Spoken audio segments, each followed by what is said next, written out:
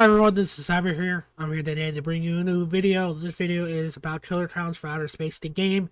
IGN did an interview with Randy Greenback, and I just wanted to do a quick video breaking down the interview. I'll talk about some new stuff that I found out since I did do the last video about how the game would work. And this does have a little bit more information about what the game's going to be like, how things turn play, and some other information and some screenshots. So I wanted to bring this video, guys, just to let you know, before we start, my voice is gonna be like this. I'm recovering from COVID. I'm still trying to get over it. So I wanted to bring in the video to you guys before, yeah. So honestly, this movie is a game when this movie is a game when you watch it. It wants to be a game. It had to be adapted into a game, and I agree with that. I made a video back in 2019 after Friday the 13th kind of came out, and I said that there's many ways this game could work, but the way I spoke is exactly almost pretty much how this game is going to be playing out. And I think that's the best solution. I agree with it. So let's get on through the interview. We're going to skip around here. They do the trailer, that kind of stuff. But he talks about what from Friday the 13th have you lost the project. Well, he talks about like friendships and a lobby system, play with the same players, be able to pull your friends in, and be able to interact, to tell your own stories, do little things. I'll try not to go too far off topic, but no, he says things like role play, streamable, was highlighted goals. Yeah, Twitch and YouTube, and just playing a horror game that was always famous, did make the game pretty much popular. Killer Titles would embrace weird, real fun WTF moments from the film, allow players to act out scenes using characters, archetypes, and tropes from the movie. Yes, I made a lot of friends from Friday the 13th. That's pretty much where most of my Steve friends are from, is Friday the 13th. There's moments where we're one girl, if you follow my channel at all, you've seen a ton of videos. There's this one girl who really liked Chad, and we all dressed up as Chad, and we were like doing a battle royale to show who was the best Chad for her. And then like there was a I guess a YouTuber or a person that acted like Chad. He had that like really high sophisticated voice, and like my friend Laughing did was Jason. He was like the person that does the wedding, and they got married and they went off, and it was crazy. Now I wasn't there for that part, but I watched the video, I watched the stream. It was funny. So yeah, there's a lot of craziness going on. There was a lot of stuff that went from that game, so that's good that they want that kind of thing. So now we're gonna show off some screenshots.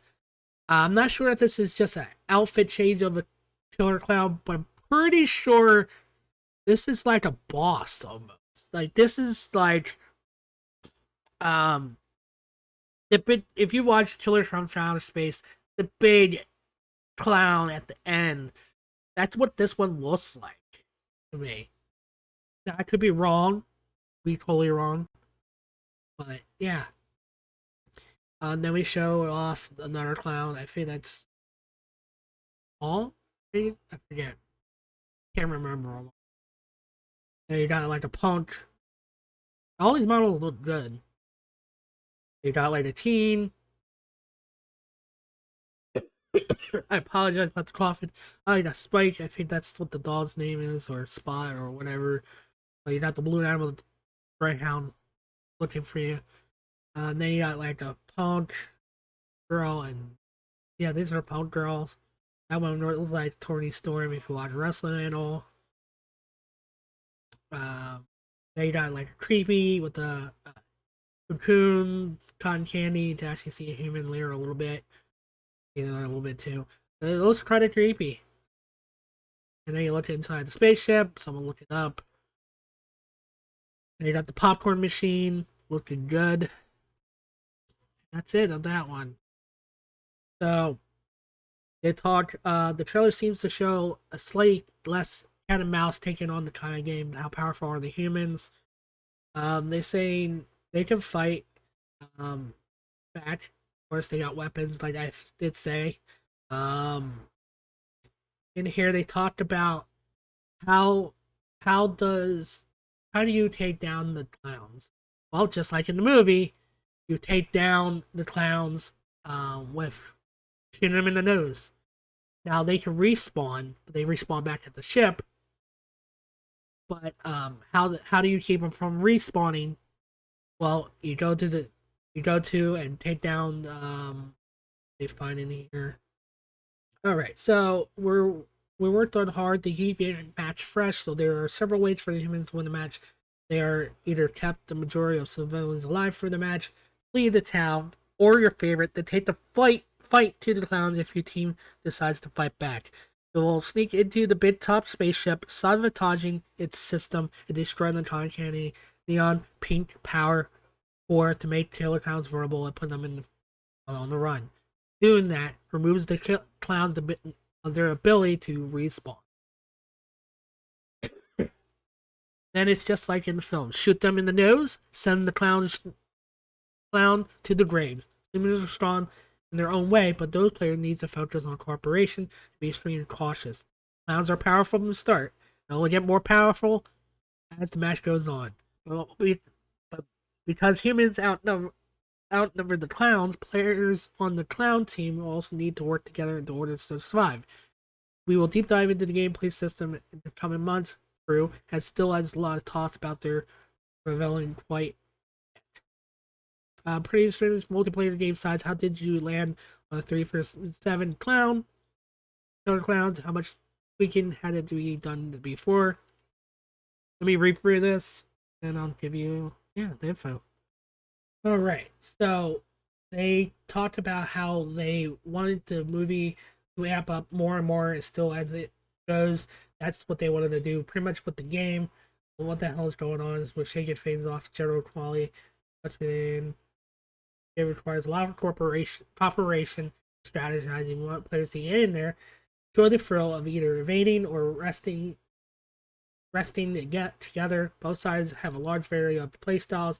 Support for the elite playable classes will be available, so you'll have to figure out what misses of things set up success. I give you some hints for the clowns. It's going to be about the synergy between your superpower special abilities, while the humans can juggle their strengths and weaknesses with opportunities finding various items and weapons across the town.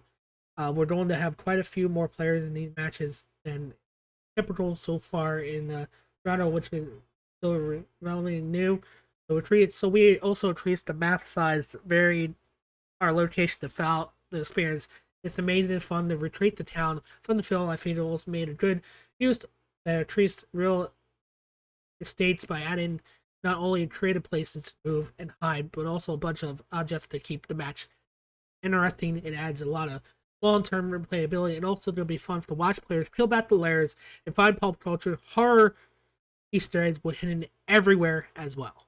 That's going to be exciting. See all these Easter eggs. I'm waiting for people to drop Easter egg videos. I'm not usually pretty good at finding Easter eggs. Like, I'll spot them, the easy ones, but the ones that are hard, I like to watch videos for. Um, yeah. Fine tuning the balance of our numbers, one per hour right now. We have been hosting multiple beta tests and before release to make sure the game strikes just the right note between tension and fun for the fans. Multiple horror. I want to stay more with the deep dive for the assistance in the months. There's still a lot to talk about. We're not revealing quite yet. Very exciting. Because that's where a lot of horror games have issues. Like last year had issues. Um, Evil Dead has that issue. VHS has that issue. The balance for them games is off. Evil Dead needs a balance change. The last time I played it, I don't know how it is now. I haven't played it in a while. Just because I was not super interested in the Evil Dead right when it came out, but I still gave it a chance. It just didn't hit me in the right way. And then last year we didn't know how that went, and now VHS, hoping the balance will fix. Your brief mention of PvP. How does this manifest here? What are your AI elements?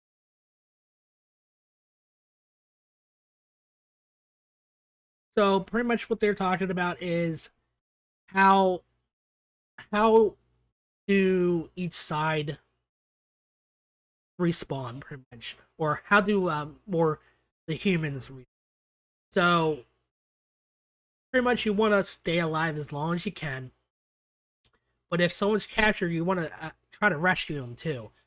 So the cocoons they can actually escape from, but you have to probably get them out, or they probably have to kick out somehow. Now if they're being carried or what, they haven't gone in detail, but pretty much if you get cocoon and get taken back to the ship, you die. But you could be rescued that whole time. So I don't know if you're stuck in there or what happens exactly. Um, but you want to try to keep as many humans alive as possible. There's NPCs, like I said in the last video, that can be captured, or you can capture people who are actually playing. When you die, you're taken to the cocoon and put on the ship. You respawn as a random NPC, and it might be a totally different class that you were playing. So you get it's a continuing opportunity until the game's over, until there's not enough humans. If there's going to be too many, the game will end before. So yeah, can you tell us more about Traverse as a developer? I'm not going to go into that. That we don't need information. If you want to read that, you can. I collected parties. Yes. No, pretty much that's it. Um, Now I did watch another video about. I haven't seen anything here, but apparently it was talked about.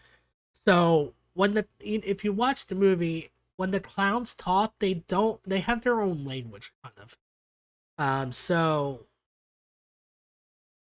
you don't quite know what they're saying. So when you talk, like, because there's gonna be vocal channels for the killers, there's gonna be a vocal channel for the humans. Well, we can understand what the humans say, but we can't.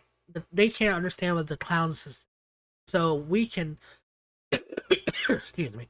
So if I'm a clown and I'm communicating with the other clowns, they're not gonna be able to understand what I'm saying because it's gonna be in the clown's language.